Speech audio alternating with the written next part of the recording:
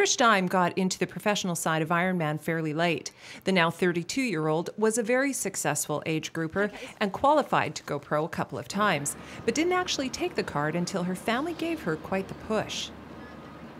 She raced her first Ironman in 2002 when her son was only 3 months old. She fed him only minutes before the swim.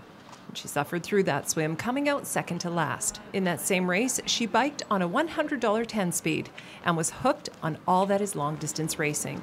This Sunday will be her first attempt at Ironman Canada.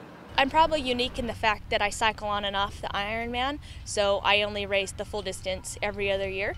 And it keeps me fresh and it keeps me motivated, and I keep that speed from the Olympic distance to road racing and to the half iron distance. That has kept me with longevity. I've been racing for 10 years. I've only been competitive the last 2 where I actually felt like I needed to invest time and actually train and see really what I could do.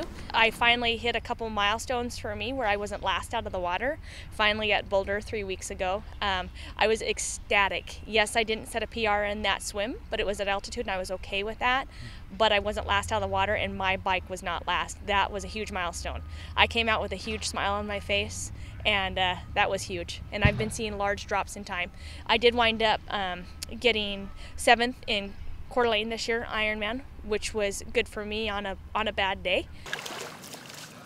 For a lot of triathletes, the swim is the most intimidating. And for Trish, who almost drowned as a child, the prospect of open water swimming was terrifying.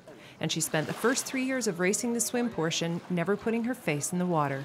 I swam a doggy paddle or a breaststroke or a freestyle, almost like a polo swimmer or a water polo swimmer, and I had the neck of a wrestler. It was huge because I couldn't handle it. I would just have a panic attack.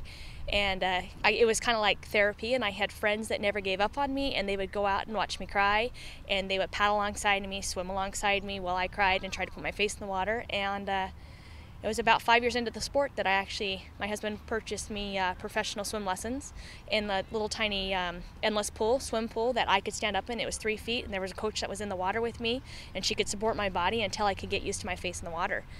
And that was the turnaround. She says being a wife and mom has taught her a lot about self-sacrifice and determination. Without her family here, she admits to feeling a bit lonely, and she hopes for a bit of that famous support from Ironman Canada cheering sections. I love it, I feed from it, and I remember it, and it pushes you through the hard miles. So I'm excited to be here, and I love the community, and they're so welcoming and wonderful homestay, and it's just been completely enjoyable, and I haven't even raced yet. From Penticton for Shaw, I'm Tammy Williams.